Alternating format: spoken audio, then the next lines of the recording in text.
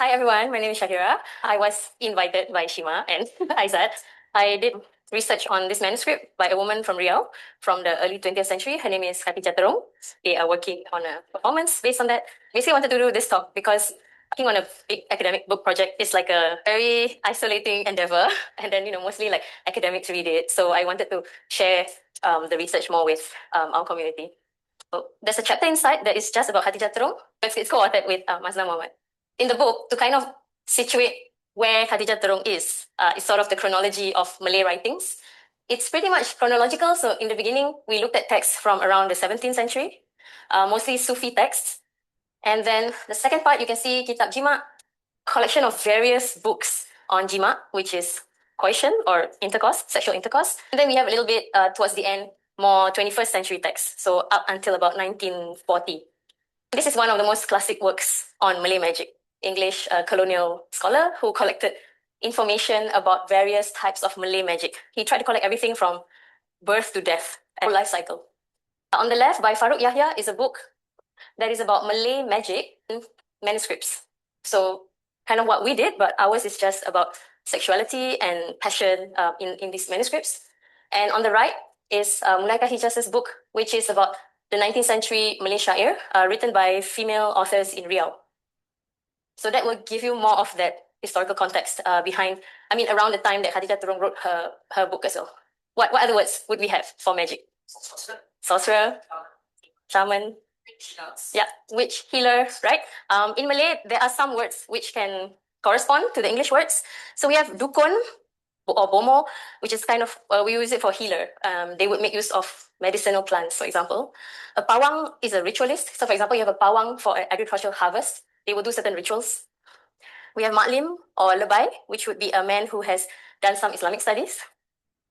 Tukang sihir, sorcery, ahli sakti, ahli nujum. Nujum means stars, so the study of stars. Tukang tenung, someone that looks, who divines by looking into something. We also have specifically for women, we have bidan, or the midwife, traditional midwife. Mak Andam, who is nowadays a makeup artist, but she also used to do rituals to ensure that the bride is a virgin and make her look radiant. And then we have Tukang Urut, which is a role that has survived well into today. We see many traditional massage specialists, both male and female. So influences on Malay magic have that pre-Islamic Hindu influence, as you can see through the words, certain words like Sakti or Pustaka. We have also religion as in Islam, because the spells will say like with the blessing of Prophet Muhammad or with the will of God. We have animism, which can be seen in the references to something called Anu Anak Si Anu, which means that one, the certain child of a certain someone. We don't know who. Semangat, we have Semangat Bunga Melo, which I will talk about later, the jasmine spirit. So the last one, ethnomedicine, Khatijah Terong made use of everyday objects. I see there are some props here, some everyday objects, flowers, bitter leaves, eggs, oil, kapo, limes, and sometimes just water, sunlight, moonlight. And colonialism as well, because the effect of the Dutch and the British and how they responded to traditional specialists such as the midwives or the massage specialists. So for example, for the midwives, they really tried to regulate and eliminate that profession, which in Singapore they have done quite successfully. In the Malay world, when we talk about Khatijah Terong and her work, there's three different perspectives on how she managed to write such a work and how does it fit into our understanding of sexuality in the Malay world. So firstly, there is this feminist perspective where you have like a very static tradition where women are subjugated, and then there's this very progressive chronology into like a modern free woman. So that one doesn't fit because Khadijah is writing in the early 20th century in a very, what they consider indecent way. So this clearly shows that, that this traditional culture or this traditional society was already very sexually, I don't want to say liberal, but, they were open about it. And the second perspective is, there is one journal article by a scholar named Faisal Musa. He said that back then they had very loose sexual mores, versus today we have conservative Islam. So then he switches like the two perspectives, right? The feminist perspective is like they were conservative, they became liberal. And then Faisal Musa's argument is they were back then very loose and liberal, and now they're conservative because of Islam. And the third perspective, which is the argument that me and Maznah put in our book, is that across the last few centuries, religious worship included pursuit of sexual pleasure. So within a marital relationship, having mutual sexual pleasure was part of religious worship. And then as time went on, the 20th and 21st century, we saw, as you saw the chapters just now, right? We saw this progression of from a very close relation between sexuality and spirituality, it started to separate. So towards the 21st century, when they wrote about love and relationship and passion, it was very separated from sexuality. So you could have love and passion, but not in a sexual way, in a very chaste way. So you can like hold hands, but you cannot, we're not talking about like the very graphic descriptions of sex, which is what we see earlier in the Sufi writings. For the Sufi writings especially, they focus on sex as a means of enlightenment or makrifat. Makrifat is sometimes translated as gnosis. So how the Sufi reaches enlightenment is through sexual pleasure. It includes that. So this is a picture of Hatijah. In this picture, she is at a wedding. So at the background, there's a bride and groom, and she's sitting on the side of the bride. So she played the role of a ma'andam, which I explained earlier, like the makeup artist, but also the ritual specialist. This is her work. It's called Perhimpunan Gunawan bagi Lelaki dan Perempuan. Some scholars have translated her title as a compendium, so Perhimpunan as a compendium of useful works for men and women. But in our book, me and Maznah questioned that perhaps Perhimpunan, because she said herself in her work, Himpunan Lelaki dan Perempuan. So Perhimpunan could be a play on words. So she's talking about coming together of men and women, Gunawan, in a positive or magical way. We wonder why she wrote such a book. The island was a gift to the wife of the Sultan of Johor at the time in 1820 something. She had a brother who was the young Dipertuan Muda, which is a very high position in the Sultanate. Her brother ruled Riau for many years, and his wife was also a very notable female noble who wrote some works. You can go to Pulau Penyengat today. You can take a boat to Tanjung Pinang and then a small boat to Penyengat, where you will see the makam of these women, these noble women and men. So they have a lot of religious sites. If you go there, you can visit the religious sites. So the writers that are mentioned in the first point there, Mulaika Hijaz, she wrote about the female writers of Riau who came from a noble family, but they didn't write serious books. They wrote syair. Syair is a long verse poetry that rhymes. But these poetry were usually on the theme of a disguised heroine. That means a woman who couldn't do what she wanted to do, so she disguised herself as a man, and then she, when merantau, that women cannot do. So these syair were considered, if you read the literature, they were considered as whimsical and frivolous and bad literature. But, maybe this says more about what people thought about the women then, rather than were their works really frivolous. Because if a disguised heroine theme is so prevalent, then what does it say about the status of women then? So Khatijah Turung tries to bring forth the importance of expressing passion, love, and desire for the purposes of marital harmony. She's not talking about like anyone having sex with anyone. It's just between husband and wife. And some consider her book a kind of a sex manual. Some consider it a book of charms. But I think what's important is that she tries to highlight like the power of sex, women being in control, and the importance and the beauty of female libido as well. So not just male desire. And on sexual rights versus social rights, just because we see that, okay, women could, they had agency to have sexual pleasure, it doesn't mean that their social rights corresponded. Because we see at that time, there are narratives of, serfs or people being enslaved in Riau Lingga. It's likely that perhaps women are expected to sexually service the men, whether it's their husband or their master. But what's unique about her work is that it's very clear, it is attributed to her. The content is very focused. It's just about spells for sexual pleasure. I went to Penyengat last year and I asked someone there what do they think of their ancestor, Khatijah Turung. And they said that even today, her work is considered as something too audacious. Like it's too open for them to talk about. But what we see is that definitely throughout her whole work, there's a very strong religious narrative. So as I mentioned, only sex within marriage, pleasure is God's gift, and all the charms that she writes in the book can only succeed by God's will. So the manuscript, it's quite thin. It's just like this. It's currently being taken care of by Raja Malik in Penyengat Island. You can find it in digital form if you search British Library EAP. That's the accession number. Scholars only analyze the first half because the second half has been eaten away by, insects. So there's just a lot of holes that you cannot read it. So this is a page from her manuscript. And then this is at the Yayasan, the foundation in Penyengat. So the manuscripts are just in an aircon room on the table like that. So the part of the British Library's project is that they digitized it. At least the digital version will survive.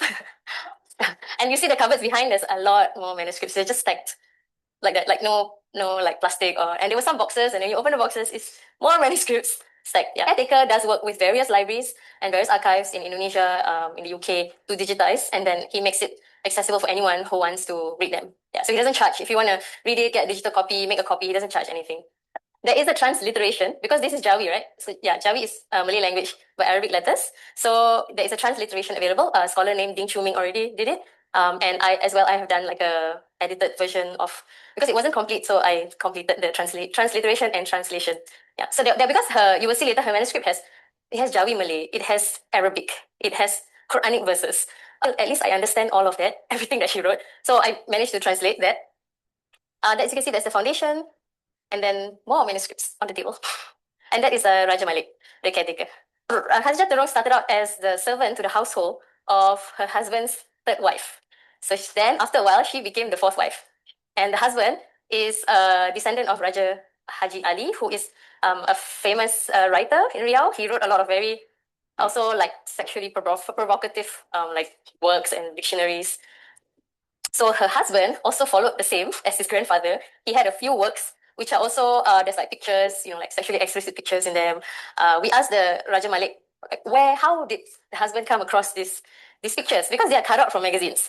Yeah, this is 1911. Yeah, and before, right? So he said yes. The husband went for Hajj in Mecca, and then before he went back, he also went to Europe. So perhaps he had gotten his hands on some erotic literature in Europe. We think there's a lot. I mean, there's a lot of these pictures in the husband's work. So he has several. He has a lot of syair written, hikayat, stories, and in these books you can see he will paste in between at the back. There will be like pictures of naked women, and they are like drawn on. Like edited in some way. Sometimes they like the man has a fez put on it, the women have pearls drawn, or like they have breasts drawn. So this is the house of the husband. He built this palace complex called the Gedung Hakim. If you go to Pulau Penyengat, and there was like it was also like the Sharia court, the Islamic court. So he lived in where he worked. The husband was a judge. He was also known as a fan of the occult sciences. There was a scholar who went to Penyengat in 1984, Virginia Matheson. She spoke with some of his descendants, and according to the descendants, they said like he had a skull that could talk and that could predict the future. He had a pen that could write by itself. At the same time, he was also a judge, like an Islamic judge, a qadi, a hakim. From what we know, that Khadijah also had access to all the libraries, all the Islamic and the religious literature on Penyengat. But unfortunately, there was a house fire in 19 something, so all this, the whole library was lost. She's just a commoner. She's not from noble lineage, but the marriage increased her social standing, probably. And we speculate because she was invited to every wedding on the island. So either as the Ma'andam, the ritual specialist, so she was invited to do rituals at the wedding, and she was simultaneously like admired and also feared, because they feared that if they didn't invite her, something bad would happen.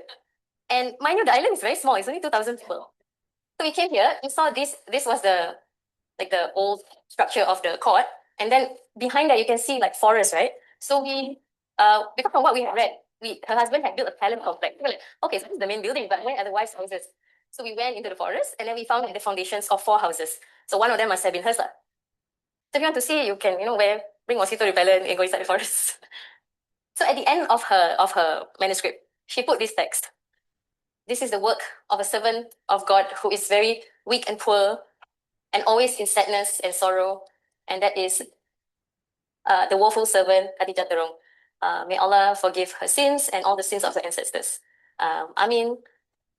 Ya Rabbal Alamin. Yeah, 1328 Hijrah, which is 1911, a common era. So we wonder, she said she was always in sadness and grief. Is that because as a co-wife, she has to fight for the attention of her husband? Is it because she had no children? Is it because in this small island of 2,000 people, like people fear her but also respect her? It's quite a big burden to bear. But on the other hand, this kind of self-effacement is also a very common Malay literary device. So this is one of the books of the husband. So you can see. So he's like writing his story, right?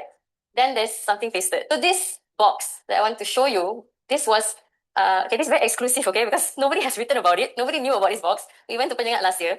the caretaker Raja Malik said, "Do you want to see this box?" So we were like, "Oh, a box? Okay, sure." So he put it on the table. It's a closed box like that. He put it on the table, and then he went to the corner of the room and he waited there, like very malu lah. So it was me, Maznah, and another local young lady who brought us around. And then this was on the inside cover. If you open the box, this is on the inside cover. So again, you know, when I mentioned those erotic literature from Europe, and on one side, this is a 3D model of a vulva. And then on the other side is like an erect penis penetrating vagina.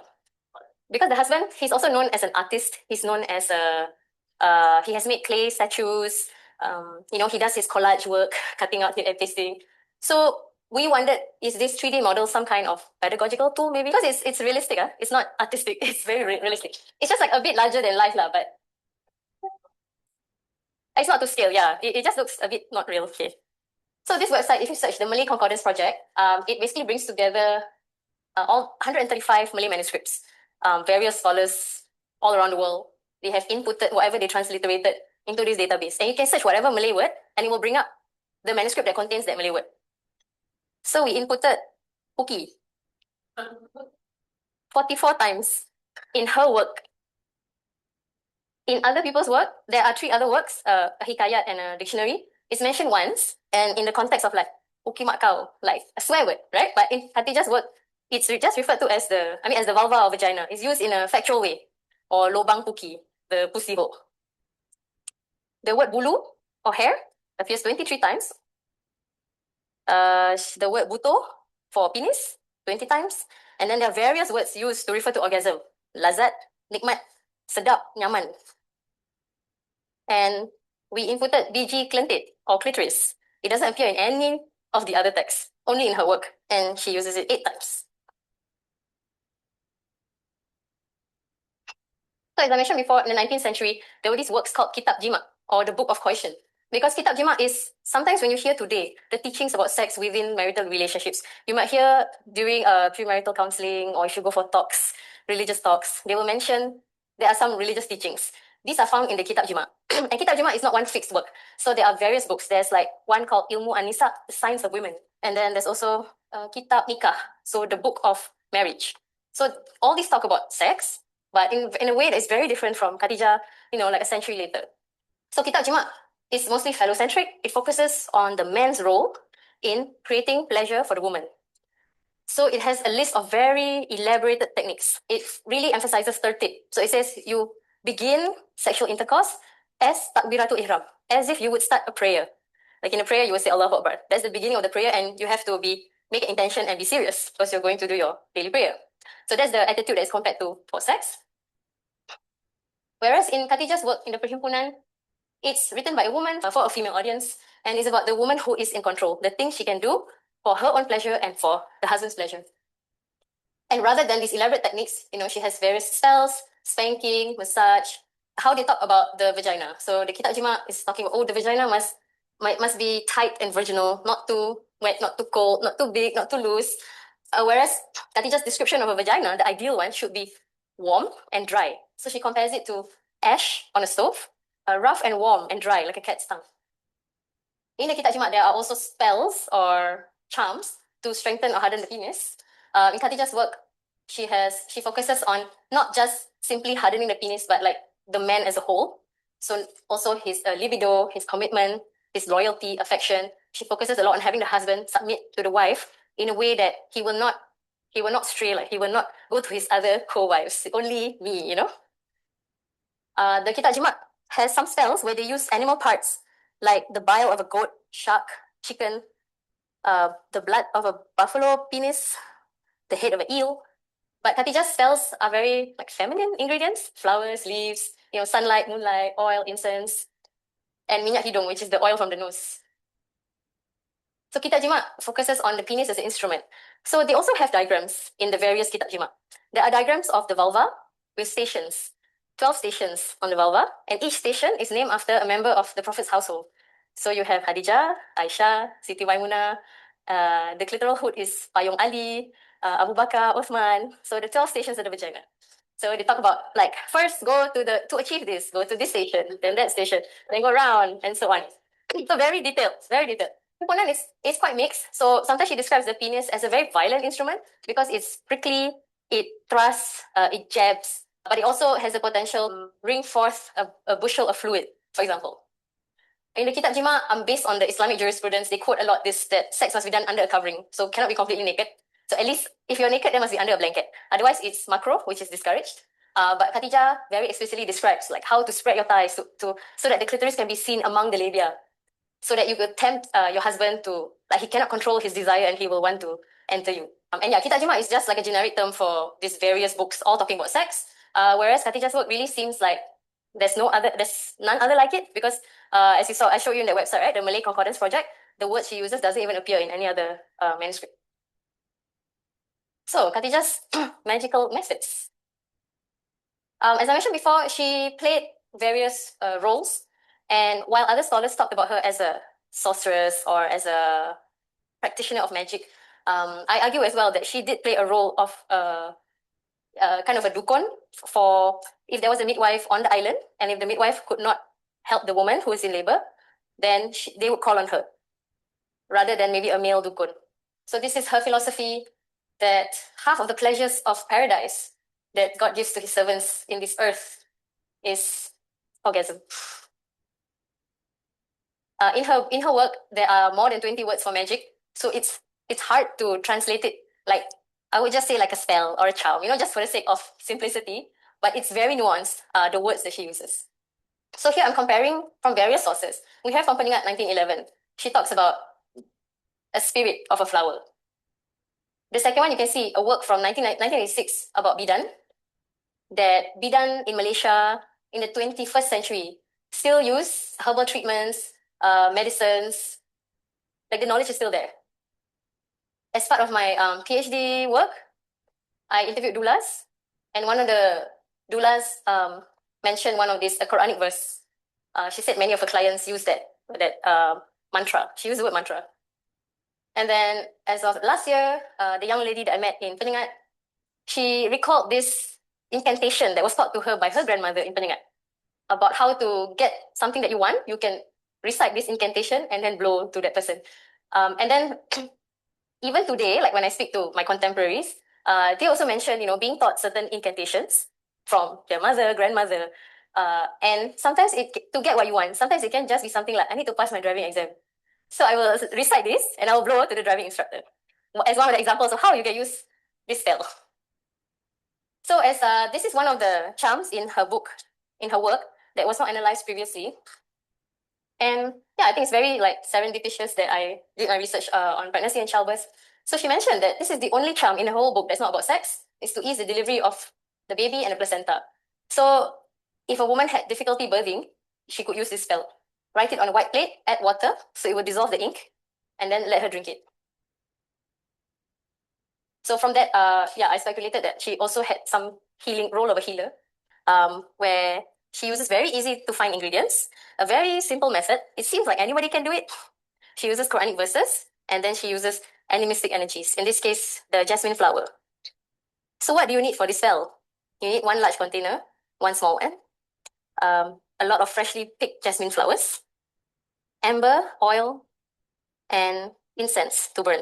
First, the person who makes the spell, which is a woman, has to prepare herself. She has to shower, wear clean clothes, go to a quiet room where nobody will disturb her. And then in the large container, she has to pour oil and then add the flowers 7 times in the container and around the container. At the same time, she has to burn incense. And then she has to recite the Quranic Surah Al-Masad 7 times on a Thursday night. And then repeat for 7 Thursday nights. And on the last Thursday night, after 7 weeks, she stirs that mixture of flowers and then filter into the small container. And then when she filters, she should not be afraid because it will make a sound as she filters the oil. So she says, strengthen your resolve, like cekalkan hati, strengthen your heart. Don't be afraid because this is the spirit of the jasmine flower. Semangat bunga melo. Because in the first place, in her book, right, when I give you the instructions, it sounds very clear. But when she writes it, it's not exactly in that order. So this is my interpretation of what she says, what I think the order is. Because she talks about this, then after she goes back, then she talks about, oh wait, then you have to dress like this. Okay, then she talks about the 7 weeks, and then she mentions something in the beginning. So then, when you open the jar, after it has made the sound, right, after you press the flowers, you can call out the spirit of the jasmine flower. Then the spirit will appear, then you can tell it what you want or command it, and it will surely obey with the permission of Almighty God. Give it the heart of your heart, surely all your wishes and desires will come true. So again, she reminds us that it's with the permission of God that all these things happen. Perhaps, all women were expected to service their husband, their master. Being the wife of a noble elite, perhaps it protected her from certain chastisement, social chastisement, because her work was indecent. Or perhaps writing in that way, in a very open, audacious, very brazen way, perhaps that was an acceptable literary genre. Mujun is a genre of Arabic literature. The jokes are very sexually provocative. So it is a kind of genre called Mujun. And perhaps, her status, not having children, being a healer, having spells, that gave her certain freedom to be able to write this book. And she does give a warning in her book that one needs to study properly under a teacher. So she mentions her teacher, that is a Wan Ma from Penang Island, but she may have had other teachers as well. So she does give a warning in her book that you need to study properly under a teacher before you attempt any of these spells. If you would like to order the book, there's the QR code on the left. And I have some other videos. I'm not influencer, but there are some interesting videos on like Malay magic on my YouTube channel. Thank you very much. I think what she wrote down could also be a documentation of what women generally are learning from other women. So because this is written down, then we can read it 100 over years later. But as that young lady from Penyengat, she told me something that her grandmother taught her, that incantation, right? And it's very similar to one of the incantations in Khadijah's work, like mentioning like a tiger and an elephant, like it's repeated, like the imagery is keeps repeating. Like what I feel like when I read her work is that I get the sense that as a co-wife, she's competing for her husband's like love and affection. And she wants him to love only her, to desire only her. She wants to be like the most attractive wife of all, because she has to compete with three other women. Right? I don't know, maybe by the time she married, maybe the first wife was not around. We don't know. But definitely there was a co-wife around, if not two, right? And then we see also because there were 4 houses, they may have all co-lived at the same time. So from what I sense is like maybe jealousy, anger, but she cannot say it out loud. Yeah, like she cannot say it out loud. So by writing, by using these spells, to make herself, to help other women feel like you can have this very specific agency in your marriage to make yourself like very attractive. Then when your husband looks at you, he will only want you, and then he will have like his desire will be like so much, like his libido will be so much, and it's all because of you. Like that's what that's the sense I get lah. I think it lies in the translation of the word magic, because I mentioned in the beginning, like in Malay we have so many words for magic, right? But then in English we can only translate it as charm, spell, magic. But when we look at her spells and what she's telling women to do, so to cleanse herself, to dress nicely, to perfume herself, a lot of it is like taking care of herself. So it could be in that sense, we can see that exercising the autonomy, like taking care of yourself, that can be one way, because her magic is focused on improving the woman. And then also, okay, her spells consist of, let's say in foreplay, she has a spell of the appetizer of the vaginal vortex, right? It's a kind of massage that the woman does on her own vulva, like as part of foreplay. And as she does that, like the husband will be so attracted to what she's doing, like his libido will increase and he will, want to penetrate her. So that is also a magic that she mentions. For maybe the external things like the spirits, the moon, she mentions, it's with the permission of God. So we can also see it as a kind of supplication. It's still seeking help from a higher power to get something that she wants. Lisa? Bit like relevant, but I was first to know you have read accounts of it, but I tried the spell of it, like, oh my god, highly recommend. But it also seems like what you shared Eve's point is that it feels like she's kind of we can empower themselves, and better believe themselves. Like you do all these things and you feel and nourish yourself, and then be enough for yourself, and then somebody else can find it. That's what I'm going to think. So sure. We know definitely these spells were passed down orally. So, but nobody else wrote about it. I don't know. I have not met someone who said like, oh, my grandmother taught me this, right? Yeah. A note on her nickname, Terong, was actually given to her by her husband. So there's black Terong, and then there's one Terong that is white. Have you seen the cream colored Terong? So as the story goes, he said her complexion was ivory white. So that's why she was given the nickname Teruk, the white Teruk. Just the one. She just wrote one. Yeah, but there's a digital version, right? So anybody can read it now online. It was not. Read it. I don't know. Because they are passed on orally. Oh, So most of this, jumpy mantra is taught from grandmother to, mother to daughter. But she put it down in writing. She's the only one that did that. Yeah. Not as far as we know. Not as far as we know because half the book has been eaten away, and we haven't found any. It's in the care of the foundation. Yeah. So in the home of the husband. Yeah. I think the point you made about like submission, she uses the word tunduk to make my suami tunduk, to like kind of bow, or be like, she uses the word khadam, or like a serf, like a servant to the wife. But she prefaces it with like, it's for your own safety. So for the woman's safety that she does this. She needs the husband to be obedient and submit to her so that she is safe in a marriage. She's not divorced and left on the streets if she has children or whatever, right? So he needs to be loyal to her. There's some speculation on the island. There was a club for intellectuals. It was called Rushdia Club. You can still see like the building or part of the building if you visit Penangat. And this club of intellectuals was like where the elites, the noble elites, would gather and discuss like jurisprudence, Islamic issues. The wives of the intellectuals also had their own discussions. So it could be that she was part of those discussions and they talked about such things. And perhaps, the fact that her husband wrote such sexually provocative things, he may have encouraged her to write it down because it is valuable to document it. And then also the fact that it's very similar, like his works have those pictures and her works also contain similar pictures in the two manuscripts. So no, but the husband wrote more like Shair. He wrote poetry lah. Like hers is very unique because it's not poetry. I mean, there are some spells which are poetry, very long pages of poetry about Prophet Yusuf, about Zulaika, stories from the Quran. Like the poetry can be part of the spell, but it's so varied, right? Because she has, like, I only showed a few. There's the massage, there's the herbs, there's the moon, there's 53 spells that we know of. There's like the writing on the plate, drinking it. There's eggs. There's yeah. I tried reading like the second half, the few pages that were not eaten away. It seemed to be a story. So, but I can't tell whether it's a true story or fiction, or it can be kind of like a pedagogical story, like tell a story to teach something. But it's hard to tell what the rest are. Yeah, I only read the intro. Didn't get to the like in our book, we were talking about that first theme, right? We were talking about this passionate spirituality and these poems, which were 17th century, 18th century. So very sophisticated. They're talking about lovers, but it's not human lovers. So they say like this fish from this species and this fish. And this fish visited this fish. Or so it's talking about nature, but it's meant as a metaphor for like two lovers. So one is the male, one is the female. So he went to visit her, swam upstream, don't know what. And then also got like the moth and the butterfly, also metaphors for two lovers. And then like now, we can say like, oh, this looks like a Hindu thing, this looks like an animistic thing. But maybe back then, it is what it is. That's just her everyday life.